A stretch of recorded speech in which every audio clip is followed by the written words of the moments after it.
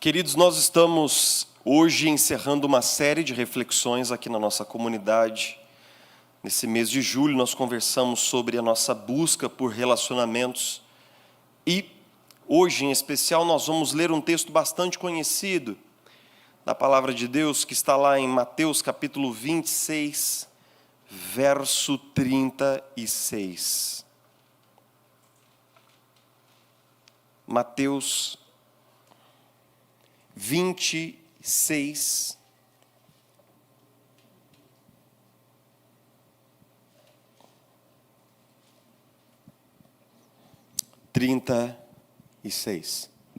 É um texto bastante conhecido. À medida que você abrir, você vai reconhecê-lo. A Sagrada Escritura diz assim: Então Jesus foi com seus discípulos para um lugar chamado Getsêmani e lhes disse: Sentem-se aqui enquanto vou ali orar. Levando consigo Pedro e os 2 filhos de Zebedeu, começou a entristecer-se e a angustiar-se. Disse-lhes então: A minha alma está profundamente triste, numa tristeza mortal. Fiquem aqui e vigiem comigo. Indo um pouco mais adiante, prostrou-se com o rosto em terra e orou: Meu Pai, se for possível, afasta de mim este cálice. Contudo, não seja como eu quero, mas sim como tu queres. Depois voltou aos seus discípulos e os encontrou dormindo. Vocês não puderam vigiar comigo nem por 1 hora? Perguntou ele a Pedro. Vigiem e orem para que não caiam em tentação. O espírito está pronto, mas a carne é fraca.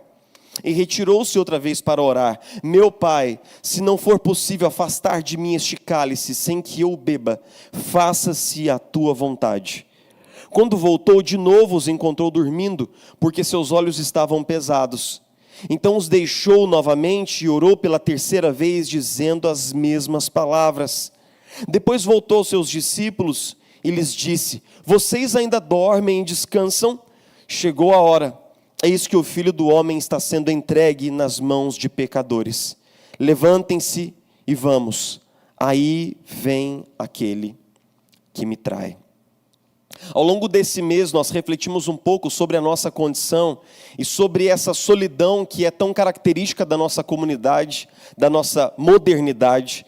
O fato de que nós estamos vivendo boa parte da nossa vida adultos, isolados, em parte por causa de uma mudança significativa nas dinâmicas sociais dos grandes centros, mas também o fato é que nós vivemos solitários, também porque existe algo na nossa própria natureza, e nós falamos sobre isso na semana passada, que nos impele a construir ao redor de nós muros de proteção.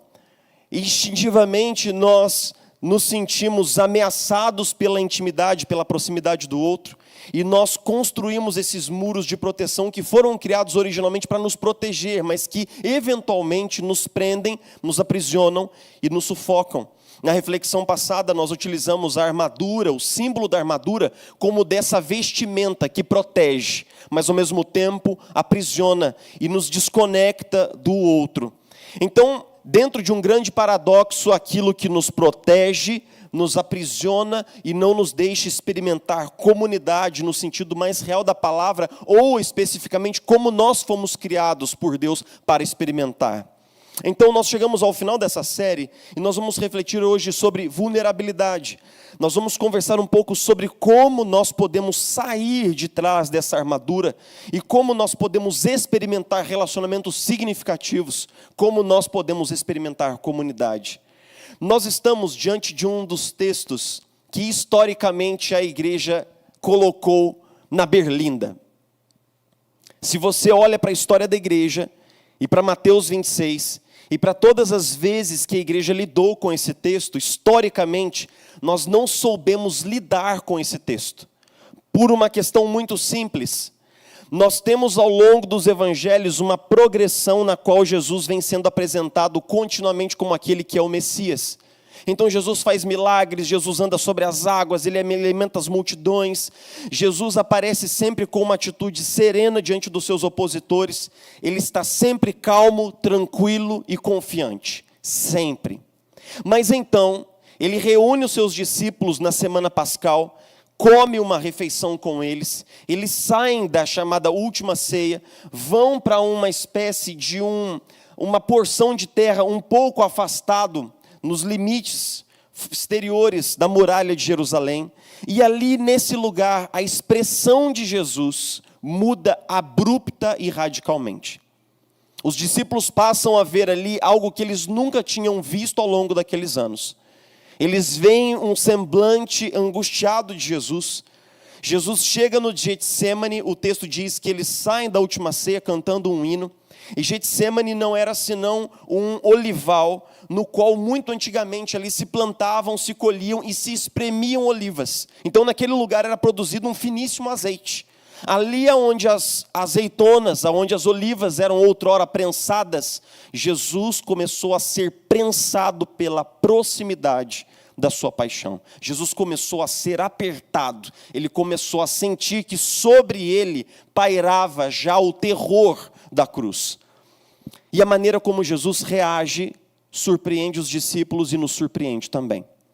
Mateus usa palavras muito significativas para descrever que quando ele chegou ali no Getsemane, Jesus começou, versículo 37, a entristecer-se e a angustiar-se. Entristecer-se é uma palavra no grego que significa quase um luto. Como se Jesus tivesse sofrido a perda de um ente querido e uma profunda tristeza se aloca na sua alma. Ele não começa a ficar um pouco hesitante, ele começa a entrar num estado de luto. O semblante de Jesus muda. Seu olhar já não está tão confiante, ele se torna um olhar pesado, turvo, pesaroso. Sobre as costas de Jesus se anuncia uma angústia. O termo grego aí para angustiar-se é uma profunda ansiedade, um desconforto, uma fricção interna. Então os discípulos começam a notar que Jesus havia entrado no Getsemane e estava entrando também num momento totalmente distinto, novo, diferente para eles. E sobre esse texto, eu quero destacar três coisas. Sobre o texto, eu quero destacar três coisas. A primeira coisa é a gravidade dos termos que Mateus usa para retratar o sofrimento de Jesus no Getsemane. Primeiro, Jesus entra no Getsemane, ele começa a se entristecer e se angustiar, e ele separa 3 dos seus melhores amigos, Pedro, Tiago e João, se afasta do pelotão dos 12, e indo cerca de 500 metros à frente, Jesus diz para os seus amigos exatamente essas palavras do versículo 38. A minha alma está profundamente triste, numa tristeza mortal. Fiquem aqui e vigiem comigo. A minha alma está profundamente triste, de uma tristeza mortal. Tudo isso no grego é um termo só. Mas é uma palavra que vem muito carregada de sentido, porque ela se refere a um tipo de tristeza tão profunda, tão dilacerante, tão cortante, que era capaz de esmagar um indivíduo sob o seu peso. Essa palavra grega, rara por sinal, ela denota um grande sofrimento, uma grande dor. Então note que a primeira coisa que nos chama muito a atenção é que Jesus se permite sofrer essa dor. Essa é a primeira coisa que me chama a atenção no texto. Jesus, ele não nega, Jesus, ele não racionaliza, Jesus não tenta esconder ou não tenta furtar os seus discípulos do seu momento, mas ele diz aos seus discípulos: eu estou sentindo uma tristeza mortal, letal sobre mim. Note que Jesus está verbalizando para os seus discípulos o que ele está sentindo, ele está se permitindo sentir aquela tristeza toda. Jesus não diz assim, os seus discípulos falam assim: Jesus, seu olhar está um pouco diferente hoje à noite. Jesus não diz assim: não, é o frio, irmãos. É que um boleto vence amanhã. É que eu estou muito preocupado com a minha internet que ainda não voltou. Jesus não desvia, ele não entrecorta o assunto, ele fala sobre a sua dor. Jesus anuncia, o próprio Jesus está em profundo contato com o seu estado de tristeza desoladora e angustiante. Mas depois que Jesus experimenta essa tristeza, Jesus faz uma segunda coisa, que pense bem comigo. Jesus pede ajuda. O mesmo Jesus que caminhou sobre o mar, o mesmo Jesus que deu ordens aos elementos dos temporais, o mesmo Jesus que multiplicou pães, o mesmo Jesus que ressuscitou mortos, o mesmo Jesus, Messias, Filho de Deus, ele pede para os seus amigos: fiquem aqui, fiquem presentes aqui comigo nessa hora, vigiem comigo, orem comigo. As palavras no grego, elas não significam fiquem aqui e vigiem e orem. Elas significam vigiem comigo, orem comigo. Jesus está pedindo que os seus amigos estejam presentes na sua angústia, que eles se façam presentes, que orem com ele, que intercedam por ele, que vigiem por ele. Jesus pedindo ajuda, Jesus pedindo a presença dos seus amigos, o que é algo absolutamente, coloque isso comigo na escala do que nós geralmente fazemos, e de como nós temos dificuldade de pedir ajuda. Coloque isso dentro de uma grandeza de como nós temos dificuldade de ligar para um amigo e dizer assim: rapaz, a barra aqui está pesada demais, vem aqui em casa fazer uma visita para mim. Melhor ainda, pousa uma noite aqui em casa, fica presente na minha dor, vigia comigo, ora comigo. Meus irmãos, como Jesus tem tamanha liberalidade, tamanha naturalidade para pedir a ajuda, o apoio, o suporte espiritual dos seus amigos. E em terceiro lugar, Jesus nos ensina como passar pela dor de forma vulnerável. Esse texto não é apenas um texto sobre como Jesus enfrenta o seu sofrimento, mas para nós que somos discípulos de Jesus, se você se perguntar assim: como devo passar pelas horas escuras da alma? Como devo atravessar os períodos de deserto? Como devo lidar com a tristeza que sinto, com a dor alocada no meu coração, com as minhas feridas e com a minha história? Como devo lidar com tudo de ruim que me aconteceu? A nossa resposta não pode ser outra senão: o que é que Jesus faria exatamente no meu lugar? E o texto diz, Jesus, ele se permite passar, sentir, vivenciar, chorar. Jesus pede ajuda, mas Jesus faz ainda mais. Ele ora ao Pai, pedindo que o Pai pudesse passar dele o cálice de sofrimento. Então ele volta para checar a presença dos seus amigos, e ele os encontra dormindo. E então Jesus, no versículo 41, diz assim: vigiem e orem para que vocês não caiam em tentação. O espírito está pronto, mas a carne é fraca. Em geral, nós pensamos nesse texto numa perspectiva individual, como se Jesus estivesse nos dando uma ordem para orar e vigiar na nossa vida privada, para que nós não cedamos aos impulsos do pecado, dentro de uma ótica de Gálatas 5, na luta do espírito contra a carne. Mas absolutamente não é isso que Jesus está dizendo aqui. O texto ele tem que ser interpretado dentro do seu contexto. Ele está primeiro dando imperativos que acontecem no plural: vigiem juntos e orem juntos, para que vocês não caiam na tentação de desviar do plano da obediência quando vocês estão passando pelo sofrimento. Afinal, o teor da oração de Jesus é: Pai, se for possível, afaste de mim este cálice, contudo, faça-se a tua vontade. Jesus está espremido pela hora do sofrimento. Jesus está absolutamente aterrorizado pela proximidade da cruz. Mas ele sabe que precisa permanecer obediente e fiel naquele que é o seu chamado. Então, Don Carson, comentando esse texto, diz assim: Jesus aproveita a sua hora de sofrimento, a sua hora escura e negra, e ele nos ensina uma lição de como lidar com a nossa dor em tempos de dificuldade, mas também sobre como nós devemos buscar a ajuda da comunidade para permanecermos fiéis no sofrimento, porque, destaca Don Carson, nem mesmo Jesus foi capaz de chegar até o fim sozinho. Nem mesmo Jesus foi capaz de chegar até o fim sozinho. Isso é muito significativo. E o que é que nós podemos aprender com Jesus? E o que é que nós podemos aprender com esse texto? Jesus aqui nesse texto se mostra totalmente vulnerável. Esse é o grande choque que essa passagem nos causa, e isso é o motivo pelo qual essa passagem ela é frequentemente evitada na história da igreja. Jesus se mostra fraco, ferido, machucado, entristecido, angustiado, pesaroso. Ele pede ajuda. É como se aqui nesse texto nós pudéssemos ter um retrato da alma, da dor do Messias. Como se nós tivéssemos aqui um raio-x da condição de angústia de Jesus. E exatamente nesse local, Jesus se mostra vulnerável. Vulnerável não é uma palavra muito comum nos nossos círculos, e ela passou a ser usada de uma maneira muito interessante pelos sociólogos nos últimos 30 anos, para significar pessoas em condição de risco.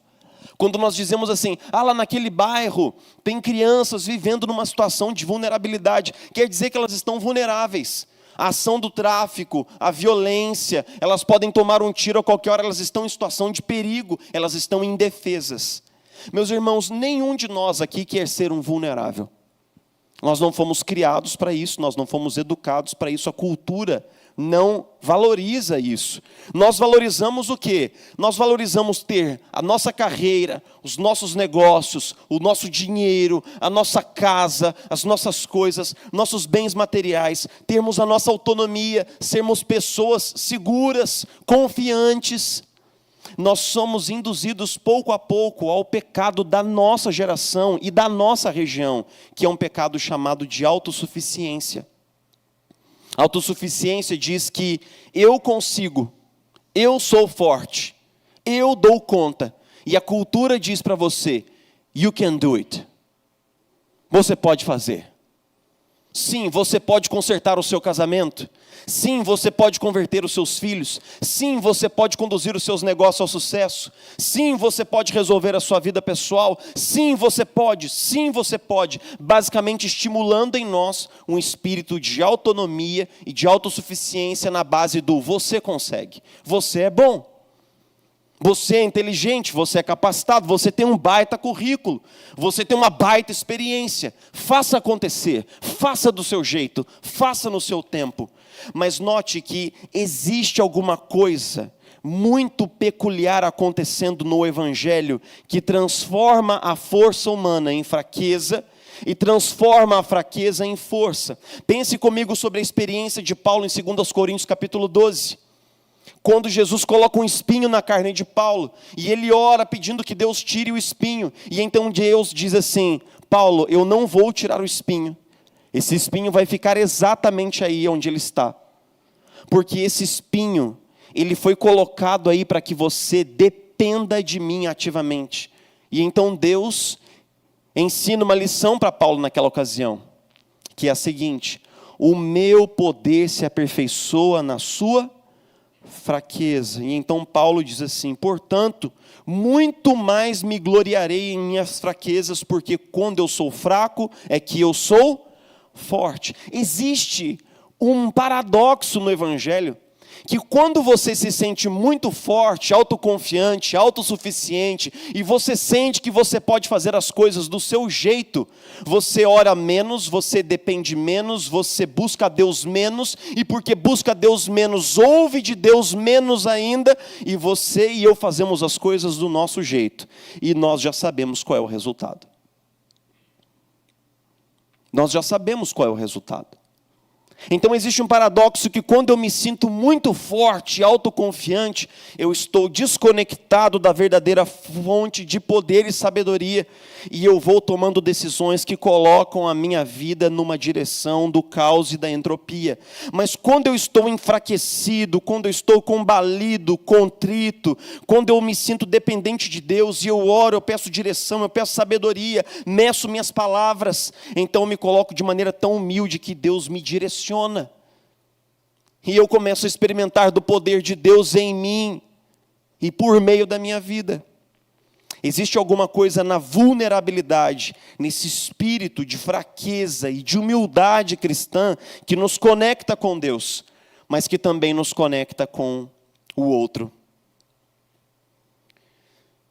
Essa história vai ter que ser levemente editada, mas é mais ou menos assim. Eu sou professor do Seminário Presbiteriano do Rio. E há alguns anos que eu ministro alguns módulos lá. E é engraçado que nos 2 módulos, eu separo uma aula lá mais ou menos para o final do módulo, geralmente a penúltima aula, entre a penúltima sessão e a última sessão. E eu paro a aula e começo a compartilhar com os meus alunos um pouquinho sobre a minha história. E eu compartilho um pouco da minha vida, do que eu vivi, das minhas relações paternais, das minhas rejeições, do abandono. Eu conto um pouquinho de um período bastante difícil da minha vida, quando eu ainda morava no Rio, no meio do meu doutorado. E, recentemente, nessa última vez que eu estive no Rio ministrando aulas, eu abri um momento do parlamento para falar sobre o período de depressão que eu tive em 2021. E falei com os meus alunos sobre o momento, sobre como foi terrível para mim, e como nós precisamos, eu estava dando uma aula sobre resiliência. E então, depois de falar um pouco da minha experiência, um aluno levantou a mão lá no fundo e pediu a palavra. E falou assim: professor, eu tenho aqui um diagnóstico há alguns anos já de depressão e tal.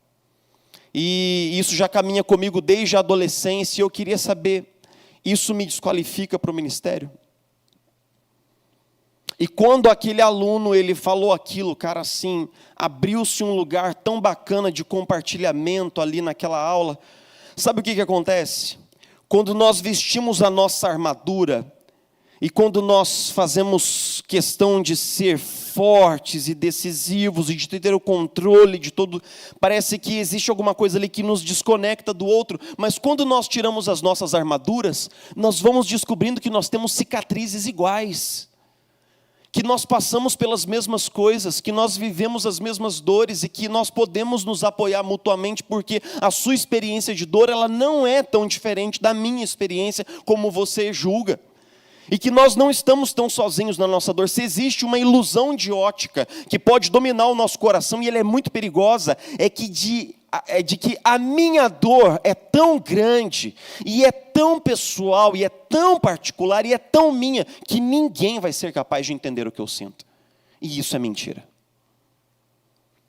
Quando nós nos convencemos de que o meu drama, ele é tão profundo, e a minha ferida, ela é tão arraigada, que não existe ninguém que consiga colocar o meu coração no seu coração, nós ficamos cada vez mais isolados, e o diabo nos prende no corner, nos coloca no bico de uma sala escura, e ali ele sussurra mentiras sórdidas aos nossos ouvidos. Isso disse Dietrich Bonhoeffer.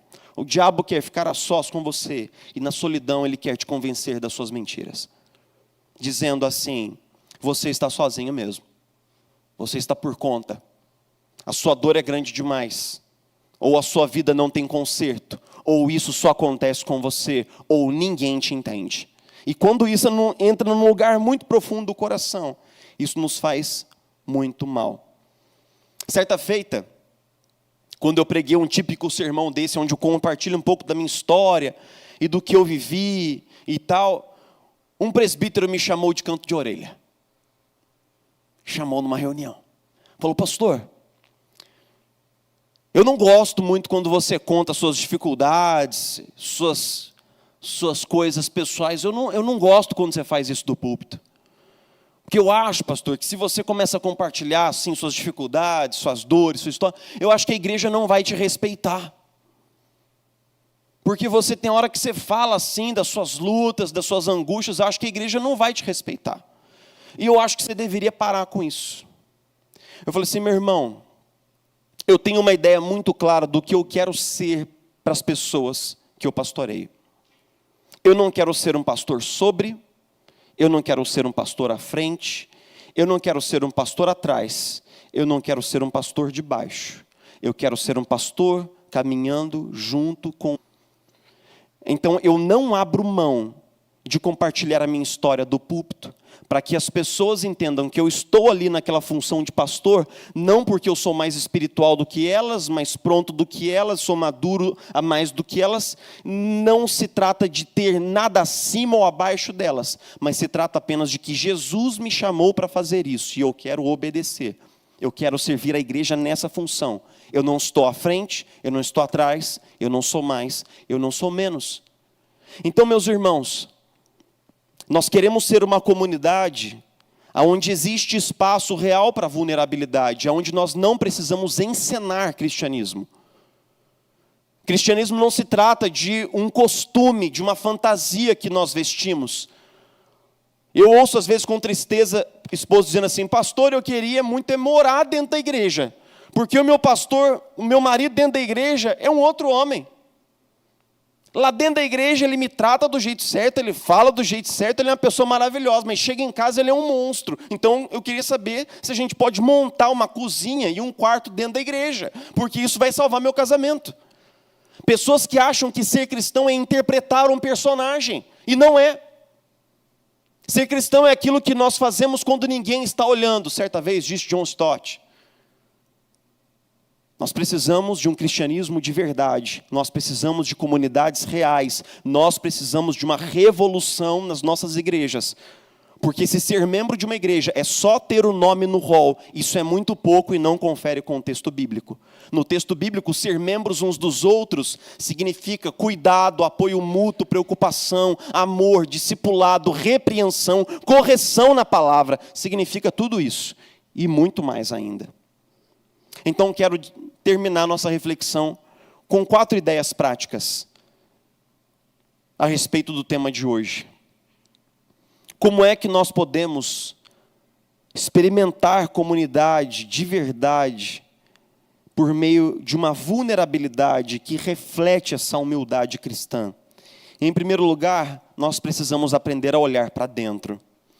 Eu não sei se você consegue reparar comigo que a nossa cultura é obcecada em metas e que nós estamos sempre correndo para alguma coisa que está à frente.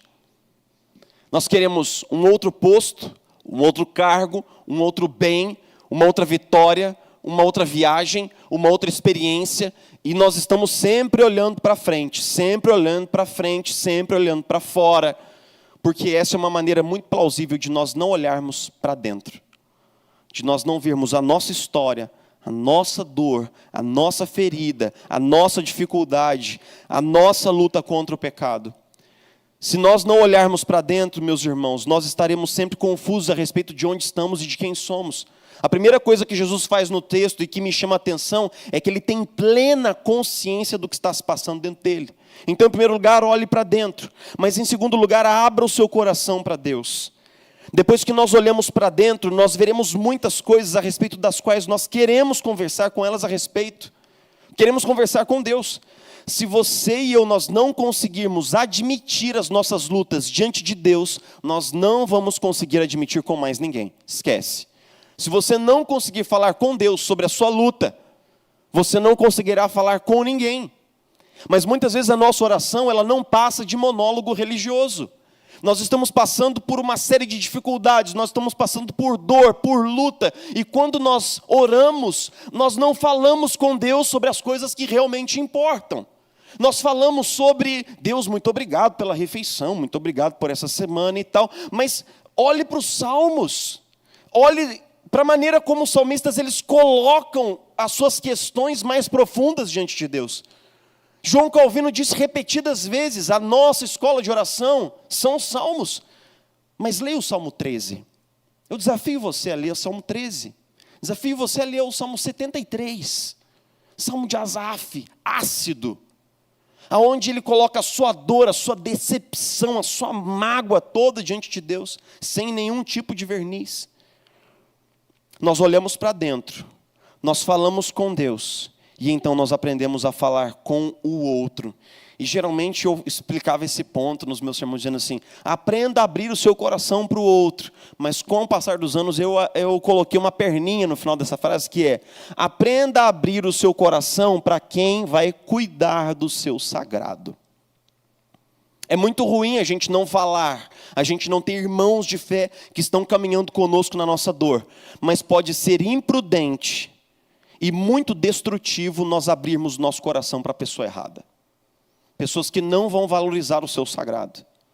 Pessoas que vão editar um pouco algumas frases suas, alguns compartilhamentos seus e vão levar para diante. E isso vira um telefone sem fio danado, e quando chega lá na frente, uma grande destruição foi causada. Então, existe uma promessa bíblica que diz assim: confessem os seus pecados uns aos outros, Orem uns pelos outros para que vocês sejam curados. Epístola de Tiago.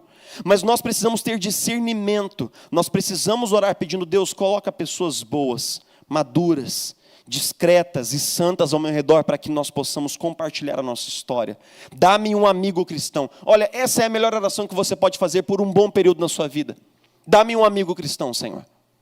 Dá-me um bom amigo cristão para que ele caminhe comigo. Porque lembre-se, nem mesmo Jesus chegou ao final da sua jornada sozinho. E em terceiro lugar, em quarto lugar, Henry Nouwen, que é um sacerdote católico, que abandonou sua cátedra de ensino em Harvard para servir como voluntário numa instituição que cuidava de pessoas com deficiência mental no Canadá, a ARCA, de Arque. Ele escreveu um livro falando sobre como os pastores, eles cuidam de outras pessoas, sendo que eles não são perfeitos e eles não estão plenamente curados. Isso é uma coisa interessante, né? Ele fala assim: nós, aqueles que cuidamos de pessoas não porque nós estamos prontos e acabados, mas nós somos uma espécie de curador ferido. E ele utiliza uma metáfora, que é a metáfora do médico combatente. O médico, ele é convocado para uma guerra, ele vai com um pelotão, e ele está atendendo as pessoas e ele toma um tiro. Então, sob a farda, existe um sangramento e uma ferida. Enquanto ele socorre um soldado que está às vésperas de morrer, ele socorre com empatia, com amor, com cuidado, porque ele também está ferido. No meu aniversário, eu fiz um post. Eu fiz um post muito sincero, dizendo que eu agradecia a Deus, agora com 3.9, graças a Deus por isso. Eu agradecia por absolutamente tudo que eu vivi. E eu vivi muitas coisas boas e muitas coisas difíceis. Mas hoje eu consigo agradecer a Deus até pelas coisas mais duras que me aconteceram. Porque quando eu compartilho com as pessoas a história da minha rejeição dos meus pais e a minha relação totalmente disfuncional com eles, quando eu compartilho sobre os períodos de espera, longos períodos de espera pela minha esposa, quando eu compartilho com as pessoas sobre o período que eu tive depressão em 2021, quando eu compartilho sobre as perdas que eu sofri no ministério, sobre as decepções que eu tive ao investir em pessoas, quando eu compartilho sobre tudo isso com pessoas que estão vivendo a mesma coisa que eu sinto e percebo que Deus utiliza essas experiências humanas tão limitadas, mas que processadas por meio da palavra tocam a vida das pessoas. E então, algo como se fosse uma conta fecha melhor. Porque é o seguinte: se a sua dor foi só a sua dor, o que ela significa? Se o seu sofrimento é apenas o seu sofrimento, e só isso e nada mais, o que isso significa? Mas se Deus pode usar a sua história, a sua dor, para trazer esperança, cura, graça e consolo para outras pessoas, então nós começamos a descobrir um propósito de Deus em todas as horas da vida. Nós começamos a descobrir que aquele versículo que diz que todas as coisas estão cooperando para o bem daqueles que amam a Deus, daqueles que foram chamados segundo o seu divino propósito, não era um blá blá blá de Paulo, mas era real. Aquele Paulo que havia sido perseguido, execrado, batido, aquele homem que havia sido torturado, esse homem que havia passado por tantas decepções, esse homem utilizava a sua dor para consolar as pessoas. Porque, meus irmãos, eu não quero que vocês ignorem todas as tribulações que nós tivemos na Ásia, porque nós chegamos ao ponto de desistir da própria vida. Nós perdemos a esperança, para que toda esperança fosse colocada naquele que pode nos trazer ressurreição. Seguindo a Epístola aos Coríntios, capítulo 1. Paulo queria que as pessoas soubessem das suas lutas, para que elas fossem consoladas com a mesma consolação que ele recebeu. Mas a sua história nunca vai tocar outra história para curá-la, se você não fizer os movimentos anteriores. Olhar para dentro, falar com Deus, abrir o coração para Deus, abrir o coração para o outro. Eu sou pronto para falar sobre tudo aquilo que mais um dia me machucou. Se você quiser ouvir sobre as minhas histórias pessoais, marca um café comigo aqui no gabinete. Te conto. A gente troca uma ideia, a gente conversa. Para que você e eu saibamos que Deus pode usar a nossa vida para coisas que estão muito além da nossa imaginação. E eu quero finalizar com um ponto que a gente não poderia deixar de explicar a respeito desse texto. E Don Carson me chamou a atenção para esse ponto, que é o seguinte: por que é que Jesus está tão aflito? Pense um minuto comigo. Jesus, desde o primeiro instante, sabia qual era a sua missão. Ele mesmo diz para Pilatos: a minha vida ninguém a tira, eu mesmo a dou. Ele havia dito: eu vim especificamente para essa hora. Então Jesus tinha plena consciência da cruz, da morte, da traição. Jesus tinha completa consciência disso. Mas ao mesmo tempo que ele entende isso cognitivamente, quando ele chega no Getsemane, ele começa a se angustiar e ele começa a passar por um estado de sofrimento muito letal. E a grande pergunta é: por quê? Don Carson ainda faz um comentário, ele fala assim: quando nós olhamos para Estevão, o primeiro mártir da era cristã, ele morre apedrejado e ele morre em completa serenidade. Ele não tem medo, ele não sente angústia, ele rende o espírito e ora por aqueles que o mataram. Ele simplesmente morre em plena confiança. Mas Jesus está experimentando algo inominável no Getsemane. Ele está experimentando algo assombroso ali. Existe algo ali que espreme o coração de Jesus, que pesa como granito sobre ele. E o que é? Nós descobrimos o que é por causa da oração de Jesus. Quando Jesus ora, ele não fala sobre os cravos, ele não fala sobre a coroa de espinhos, ele não fala sobre a tortura física, ele não fala sobre a quarentena, ele não menciona qualquer um desses elementos. Quando Jesus é crucificado, ele ora pelos seus executores, ele ora por todos os que estão ao seu redor. Jesus nunca reclama da sua dor física. A única coisa que assombra Jesus está no coração da sua oração. Ó Pai, se possível, afasta de mim esse cálice. O cálice é utilizado pelos profetas Isaías, Jeremias e muitos outros como um símbolo de um derramar da ira completa de Deus sobre pecadores que não se arrependem. O cálice é um símbolo de um emborcar da ira, um derramar da ira e do juízo de Deus sobre o pecador não arrependido. E esse símbolo, que é tão frequente nos profetas, ele também acontece em Apocalipse. Em Apocalipse, quando Deus derrama seus juízos, os juízos vêm em forma de cálices, cálices de ira. O que Jesus realmente temia não eram os cravos, não era a cruz e não era a morte. Jesus temia o peso dos nossos pecados colocados sobre ele, atraindo a ira de Deus e a justiça de Deus que haveria de puni-lo. Jesus não temia a morte, Jesus temia o nosso pecado colocado sobre ele. É por isso que ao morrer, antes de morrer, Jesus clama assim: Deus meu, por que me desamparaste? Esse é um dos temas mais misteriosos da nossa fé. A ideia de que o nosso pecado, de alguma maneira, cindiu, fragmentou a comunhão perfeita de Jesus com o Pai. Nós somos cristãos trinitários. Nós cremos que Pai, Filho e Espírito são coeternos, absolutamente um único Deus revelado em três pessoas. Mas existe um mistério sendo operado na cruz, quando o nosso pecado é colocado sobre Jesus, e Jesus sente de fato um abandono de Deus naquele momento ali. Existe algo misterioso sendo operado pelo Evangelho. Jesus, que era o Filho de Deus, foi desconectado, para que nós fôssemos reconectados no seu lugar.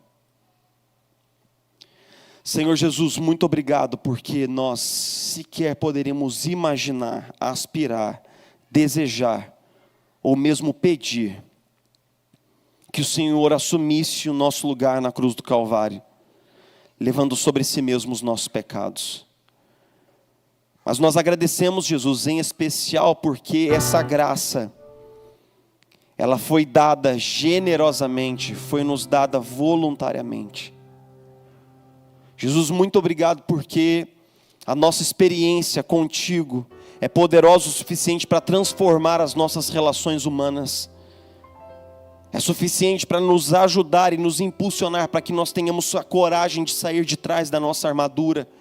E para que uma vez saindo de trás da nossa armadura, nós possamos encontrar relacionamentos reais, autênticos, sendo edificados pelo Teu Espírito. Obrigado, Jesus. Obrigado. Obrigado pelo Teu amor, obrigado pela Tua redenção, obrigado por levar sobre si mesmo o peso letal do nosso pecado. E obrigado sobretudo porque o Senhor nos reconecta com o Pai. E isso é a maior maravilha que nós poderíamos esperar e receber das suas mãos. Mas o Senhor faz mais, o Senhor nos reconecta com o nosso cônjuge, com as pessoas que estão à nossa volta. O Senhor nos conecta com a nossa comunidade para que nós possamos experimentar o que significa ser igreja de verdade, para valer. Muito obrigado, Jesus, pelo seu amor, que nos tira da solidão, que nos tira do isolamento, e que nos ensina, não apenas nos ensina, mas nos capacita, para que nós possamos viver como família da fé. Muito obrigado pelo teu amor, muito obrigado pela tua graça, derrama da tua presença sobre nós. Nós oramos assim, Senhor, em nome de Jesus. Amém e amém.